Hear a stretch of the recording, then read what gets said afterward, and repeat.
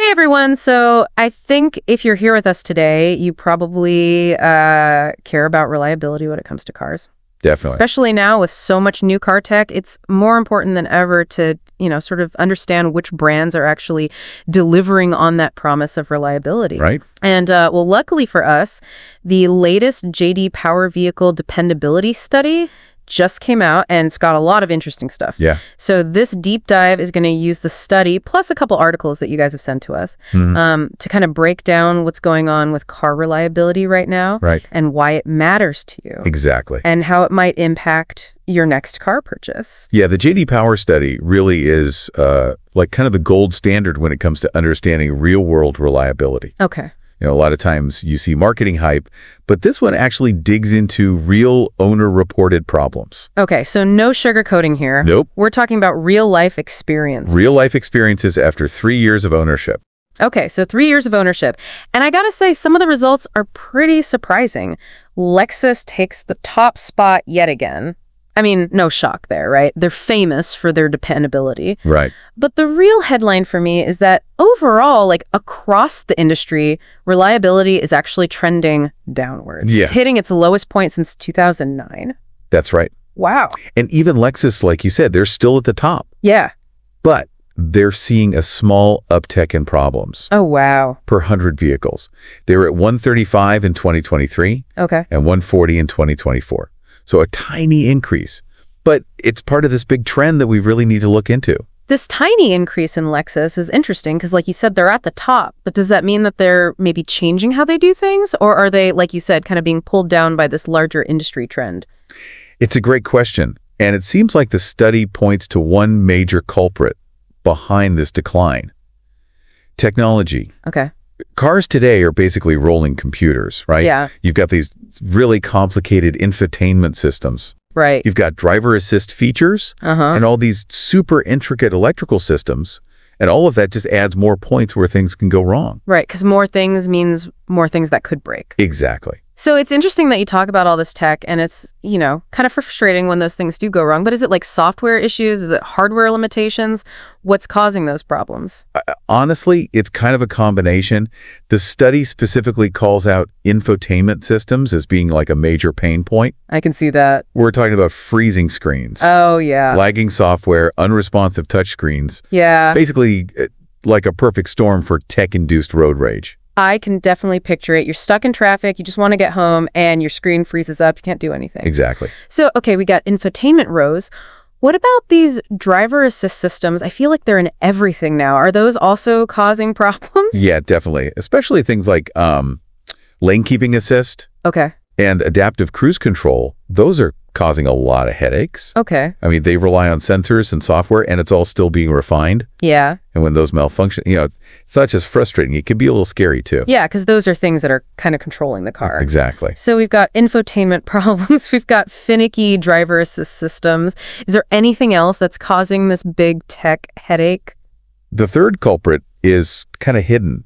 It's overloaded electrical systems. Interesting. So you add all these features, all these sensors, all these control modules. It's like a ton of strain on the car's electrical system. Okay. And with more wires, more connections, there are just more opportunities for something to go wrong. Makes sense. So do you think our manufacturers kind of rushing to just pack in the latest tech? Maybe they're not working out all the kinks first. Is that pressure to, have the newest thing? Is that kind of coming at the expense of long-term reliability? I think that's a valid concern, and it seems like the study suggests that's part of the issue. I mean, there's huge pressure on these car companies to always be on the cutting edge, right? To always be offering the newest features. Yeah. But that can lead to, maybe rushing things a bit when it comes to testing and quality control. So we're seeing this industry-wide dip in reliability. Yep. Tech seems to be playing a big role. But let's go back to Lexus for a second. How are they managing to stay at the top despite all of this? Yeah, that's the big question. And I think the answer is a few things. First, you have the advantage of, Toyota engineering. Right. Lexus is the luxury part of Toyota. Yeah. And Toyota, I mean, they have this legendary reputation for building cars that last forever. I've heard stories about those Toyotas running forever. Yeah, exactly. Wow. But it goes beyond that. Lexus also seems to be very strategic about how they add tech into their cars. Okay. They don't just throw in the newest gadget just because it's new. Right. They really focus on functionality and making sure that whatever they put in is reliable and easy for people to use. So can you give us some like specific examples of this careful technology integration? Sure. What are they doing differently than other maybe luxury car makers? Well, one example is their infotainment systems. Okay. Some brands are going all in on massive touchscreens. Right. With all these complicated menus and features, Lexus is kind of stuck with a more balanced approach. Okay. So they often have physical buttons and knobs Okay. for things that you use a lot. That makes sense because I feel like sometimes, simpler is better. Exactly. Especially when you're driving, you want to be able to just quickly change the radio station or whatever. Right, exactly. What about those driver assist systems? Are they taking a similar approach there? Yeah, absolutely. They've been careful about rolling out the really advanced stuff. They focus more on refining those, like core systems. Okay. Adaptive cruise control, lane keeping assist, making sure that those are really reliable. Okay, so it's like they're saying, we're not going to be the first to market with every new thing, but when we do put something in a car, it's going to work. Exactly. You can be sure of that. And the third part of their success is their really strict quality control. Okay. Lexus is known for being very, very thorough with testing. Okay. And they want to catch all those problems before they ever get to a customer. So can you do a little deeper into that testing process? What are they doing that maybe other car brands aren't doing? Well, they're known for putting their cars through a ton of testing. Okay. Both in the lab and then in real-world conditions. So they're testing for like super hot and cold temperatures, Okay. crazy weather, Mm-hmm. durability over a really long time, Yeah. different kinds of roads. They want to simulate all the wear and tear a car might experience over the years. So not just driving it around the block a couple times, really putting it through its paces. Exactly. That's really impressive. I can see why they're consistently ranking so high in reliability. Right. Okay, so we're starting to see what makes Lexus so successful. But there's something I've been thinking about. We've been talking about all this advanced tech, but with all these complicated systems, are cars becoming too complicated? Like, are they too complicated for their own good? That's a great question, and I think it's one that a lot of people are asking right now. It is a valid concern, Yeah, because the more a car becomes like a computer, the more things there are to break. right. More points of failure. Yeah, exactly. And I think that's what makes Lexus so interesting. It seems like they're really trying to strike that balance Yeah. between using new tech and staying true to what they're known for, which is, quality and reliability. Okay, so we're kind of at a crossroads, right? We have all this incredible potential for innovation, Yeah, but we've got to make sure we're not forgetting about the basics. exactly. The things that make a good car, dependability, all that. Exactly. It's interesting to see how this is all going to play out. Right? But that's probably a good place to stop for today. We'll be back in just a little bit to talk about what this all means for you guys, the people actually out there buying cars. Sounds good. We're back, and before the break, we were talking about all this tension between, innovation and reliability. Mm-hmm. And it feels like every year, cars are just getting more and more complicated. They've got all these new features, all this new tech, Yeah. but like we've seen that complexity sometimes comes at the expense of dependability. Exactly. And it raises this question, are we getting to a point where cars are like too complex? Yeah.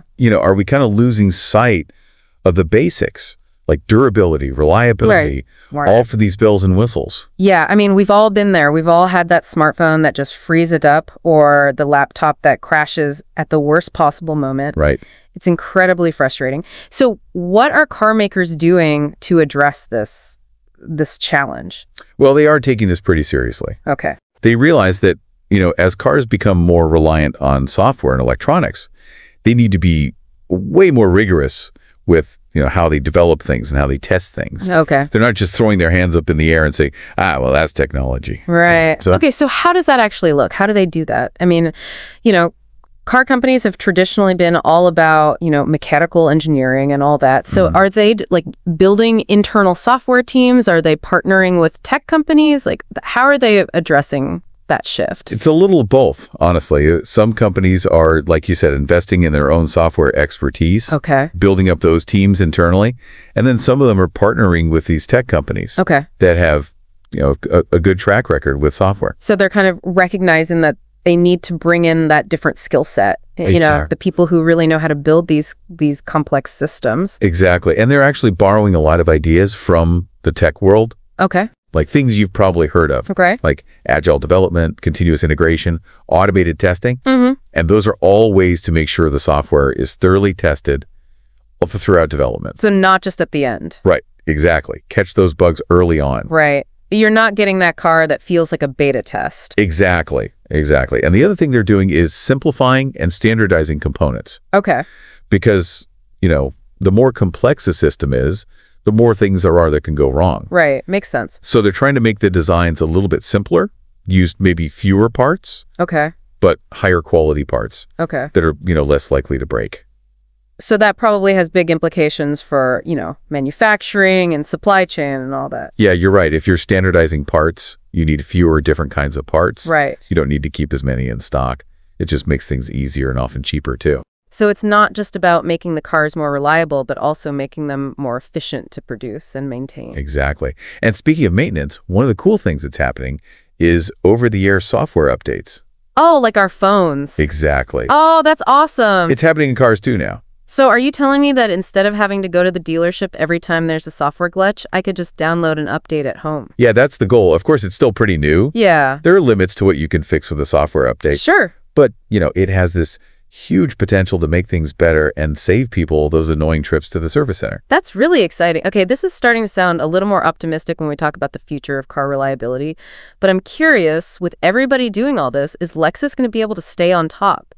Will they still be like the reliability king in 5 years, 10 years? Well, it's really hard to say for sure, but they do have some big advantages. Okay. Remember that Toyota engineering we were talking about? Yeah. That legacy of, durability and quality, that's a huge plus for them. Yeah, like they're starting with a really strong foundation. Exactly. And they've also been really smart about picking the tech they use and making sure it works well. Okay. They're not afraid to be a little more careful, wait a bit before jumping on the newest thing if it means making sure that what they offer is really dependable. So they're not just chasing the newest trend or whatever. Right. They're taking their time to make sure it's right. Exactly. And it seems like that approach really works for a lot of car buyers. Mm-hmm. They'd rather maybe not have every single bell and whistle. Right. If it means having a car that they can actually depend on. Yeah, a car that they know is going to start every morning. Exactly.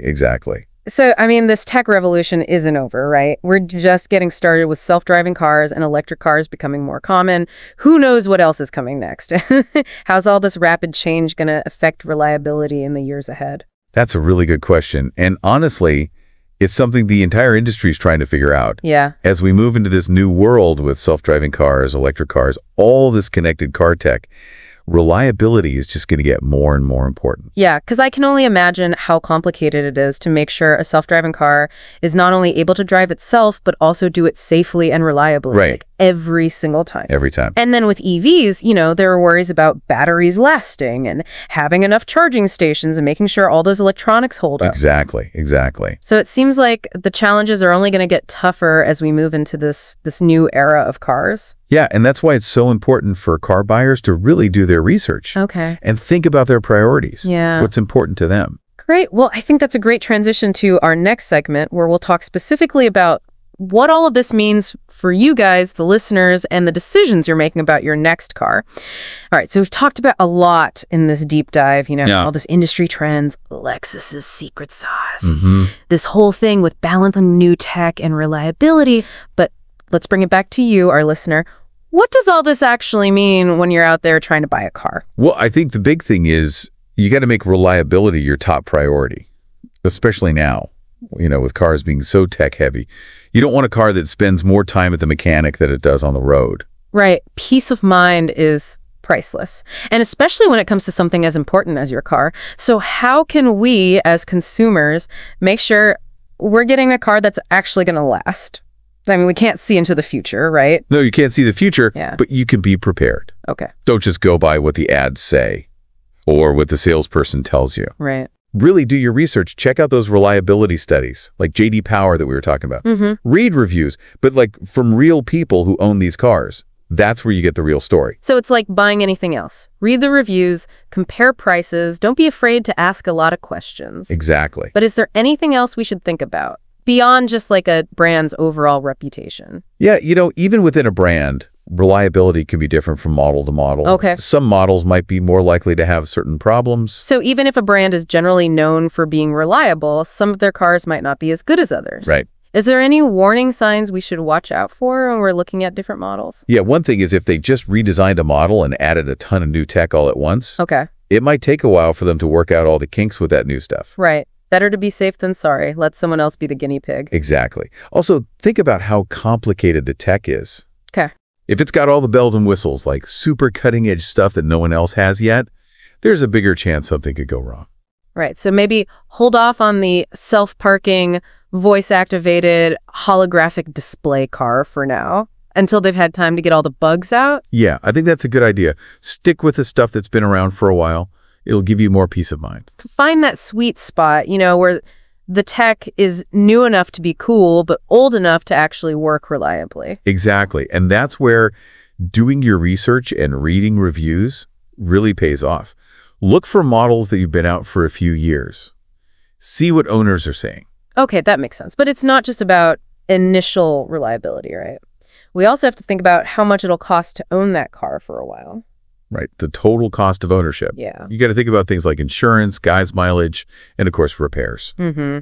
And those costs can be really different from one car to another. So that car that seems like a good deal at first might end up costing you way more later on if it needs expensive parts. Exactly. And don't forget about resale value. Reliable cars tend to hold their value better. Oh, okay. Which is good for you when you want to trade it in or sell it later. Okay, I'm feeling a lot more confident about this whole car buying thing now. But before we go, one last question. Are we basically trading dependability for all this new tech? Like, is that the price we have to pay? That's the big question, isn't it? And there isn't really a simple answer. Okay. Technology isn't a bad thing. Right. When it's done right, it can make cars safer and more fun to drive. The key is for car companies to find that sweet spot. Right. It's not about rejecting tech altogether. It's about making sure it actually makes our lives better without sacrificing the things that matter most. Well said. And I think that's where brands like Lexus, with their focus on quality and their, careful approach to tech, they have a real chance to stand out. So as we wrap up this deep dive into the world of car reliability, I think the big takeaway is do your research, make dependability your top priority, and remember that a car is an investment. Exactly. And don't be afraid to ask questions, challenge assumptions, and, really be an advocate for yourself as a consumer. I think that's great advice. Thanks for joining us for this deep dive. We hope you found it helpful. It's been a pleasure being here. And as technology keeps changing and the car world keeps evolving, remember, reliability will always be the most important thing. So next time you're shopping for a new car, remember what we talked about today. Do your homework, prioritize dependability, and choose a car that's not just about looking cool, but about getting you where you need to go. Until next time, happy car shopping. CCA.